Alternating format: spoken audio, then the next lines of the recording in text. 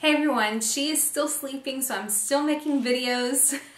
So that's why we have same position, same everything. But while I have the chance, I'm doing it. So this will be my breastfeeding update at 2 weeks. From day one, she's latched on great. I haven't really had any issues with that. At the beginning, my nipples were becoming very sore, and that is common at the beginning, and it was painful the first few days, and then it started getting a little bit better. My milk started coming in on day 3, and it was in full on day 4, and totally huge boobs and engorged and very uncomfortable on day 4. Very weird feeling, you know, if you've never gone through that before. But on the morning of day 4, which was the morning after we came home from the hospital, I was getting some rest. I had already fed her, and she had gone back down, but then she'd woke up. And she was quite a bit fussy, and so my husband and my mom and sister were here. They spent the night. My husband decided to go ahead and give her a pacifier, which I wasn't wanting to do this soon, but I have them, you know, just in case. So he gave her a passy without me knowing, and I woke up and he told me that, and I was like, you know, I really wasn't wanting to do that yet. I wasn't too happy about it, but, you know, she was kind of content with it. She didn't really know what to do with it. She would kind of suck a little bit and fall out, and she kind of didn't really get the concept. But later throughout the day, you know, she was getting it from time to time, and she was getting better at it. And so day 4, latching was a bit more challenging. I guess because of the engorgement, you know, the nipple isn't as easy for her to latch onto and to get a good flow from. So from that, and I was of course thinking about that pacifier, so I was thinking that maybe had something to do with it, but I was just blaming it on the engorgement. Day 5, early in the morning, you know, when she wakes up to feed, you know, in the middle of the night, she was not latching on. She was screaming. She was just getting frustrated because she couldn't latch on. My nipples were killing me because of it. You know, I was still a little bit engorged, and I could tell a difference with her sucking. Her tongue wasn't going under the nipple to kind of do that movement that they do with breastfeeding. It was more like above, and just more like just weird sucking that she was doing. And I was getting aggravated. I was blaming it on the pacifier. I was mad at my husband for giving it to her, and I kind of had a little moment there.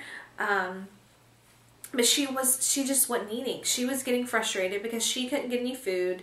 I was getting frustrated because she wasn't getting any food and she wasn't latching on. I was like gripping the chair and curling my toes because it hurt so freaking bad when she was trying to. And my husband was in here with me. You know, he was getting aggravated with me, with her, with himself for giving her the passy. He felt bad. So that was a challenging night. And I said no more pacifier. Not until she's a little bit older, when they say is okay to start introducing that. So she has not had the pacifier since that day. And her latch started getting better and better, and now it's great, no issues at all. So that was a challenge, and at least we know that's what the pacifier can do. And yeah, she's not going to have that quite yet. Sometimes she will get lazy with her sucking during a feeding, kind of making the noise and just not really latched on as well, but it's not really painful at that time. I just kind of pull her off, let her kind of recoup, and then put her back on. And most of the time she'll kind of get back into the groove of things. Another thing that's a little bit challenging with her is that she likes to have her hands like right by her face, And if she is fussy at all when you go to latch her on, her hands are just all right here. And every now and then she'll grab my nipple. It hurts so bad. Those little pinches that baby hands can do hurt like on any part of your body, but on a nipple that's been breastfeeding in the beginning stages, it's uncomfortable. So every now and then it's hard for me to get her to calm down, keep her hands down while I'm trying to support her head, and get my boob in her mouth. Sometimes that is challenging, but we always get it, and then it's fine from there. But to this day, it is still tender on the nipple area when she first latches on, and then it's completely fine. It doesn't hurt at all after that. I've been using the Lanolin Cream regularly after each feeding, after the shower, so I think that definitely does help. So been using that, and we are just exclusively breastfeeding. I haven't pumped at all. So she hasn't gotten a bottle, any of that kind of stuff. So she's only had the boob. And on day 7, I started noticing a knot in my left breast, and it was a little tender, and I started doing some research, and I figured out it was probably a plugged duct. So I wasn't too thrilled about that. I didn't really know what to do, so then I started doing the warm compresses and massaging it and feeding from that side, and it would feel better following the feedings because she drained everything out and it was softer. But at that time, when I was trying to get that duct unclogged, my right breast was getting so engorged, even though I was feeding from that side as well. It was so engorged, and then I was afraid that that one was going to get a plugged duct too, because at the beginning, my left one was the one that was a lot more engorged than the right. And I was thinking maybe that's the reason I got the plugged duct on the left. So then I was afraid I was going to get a plugged duct on the right because it was so engorged and the left wasn't. So, I'm feeding from both, trying to work the plugged duct out, and then it started feeling better. And then my right started to feel a little uncomfortable. It was, I was feeling tiny little knots, nothing like one big one like I had on my left, but just tiny little ones, and like over on the side and kind of up on the top. And I didn't really know if that was normal, if it was maybe just still engorged, or if I was getting plugged ducts on that side. I didn't know. But day 12, which was Tuesday of this week, yes, Tuesday, I woke up feeling awful. And this was the morning after she had pretty much been up all night, so I didn't really get much sleep. But I was feeling awful. I had a headache, and it felt more like a sinus headache, sinus pressure, awful feeling. And I was, having my sweat still, but then I was also having chills. I just did not feel good. And throughout the day, it started getting worse and worse. And that afternoon, early afternoon, I decided to take my temperature, and it was 99 degrees Fahrenheit. So, that's very low grade. They don't even consider that, a fever, anything like that. So I was just resting a lot. Luckily, my husband was off that day to help out with her, and pretty much I was on the couch all day, and he brought me to her when I needed a nurse, and that was about it. When I got up to use the restroom or to grab more water, if he was busy with her, I couldn't even stand up straight. I was just achy. I just did not feel good at all.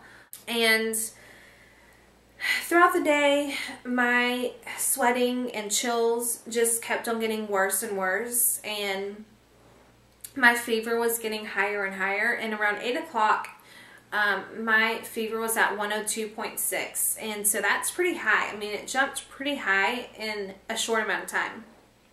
So I ended up calling my doctor, and the nurse called me back, and you know, I was telling her what was going on, and she was like, well, you know, you could be coming down with something, but it does sound like it could be the onset of mastitis. And I was like, great, you know, that's kind of what I was thinking, because I forgot to mention, but I think it was the night before I had noticed, on that right side, on the side that I was saying that I had noticed the small little knots, it was kind of pink on the skin, but I didn't really think much of it. And that is one of the signs of the mastitis, is the redness or pink on the skin on the breast. So, yeah, she says it sounds like the onset of mastitis. She told me to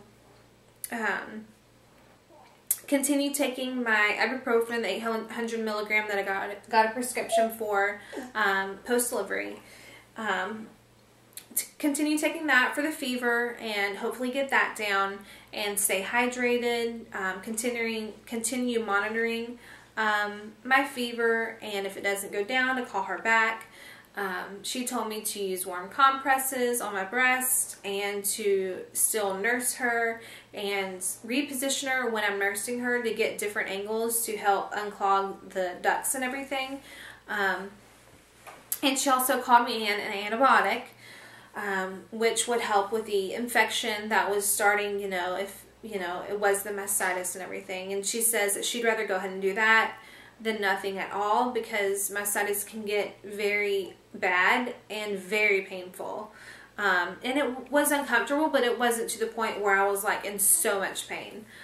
It was still uncomfortable nursing a little bit, but not that bad. The next morning, I went to bed finally, and I only had to get up once with Kaelyn that night, which was great because I needed some much needed rest.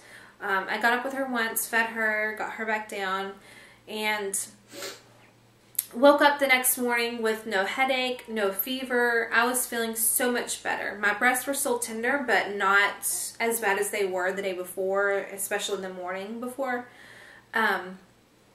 So I was feeling so much better, and this was yesterday, and today I'm feeling even better than yesterday.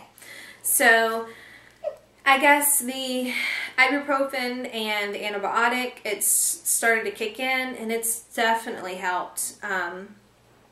So I guess I was just starting to get the mastitis, and that what was making me feel so much like poop the whole day on Tuesday. I mean, I felt awful.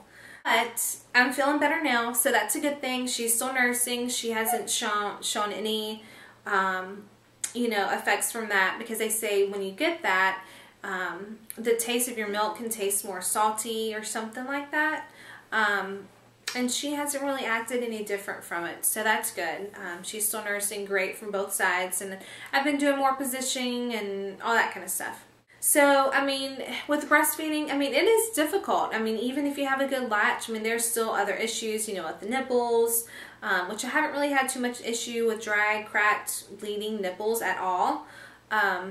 It's just more of the plugged ducts and engorgement and all that kind of stuff. So hopefully I can get all the plugged ducts gone and healed, and the antibiotics will help knock out the infection in my body, and be back to normal, and hopefully have an awesome breastfeeding journey after I get through all that.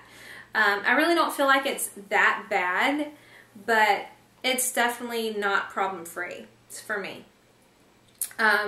So, as of now, that's where I am with my breastfeeding journey, and if you have any questions, leave them below, or if you have any advice, if you've been there with the plugged ducts, mastitis, anything like that, let me know.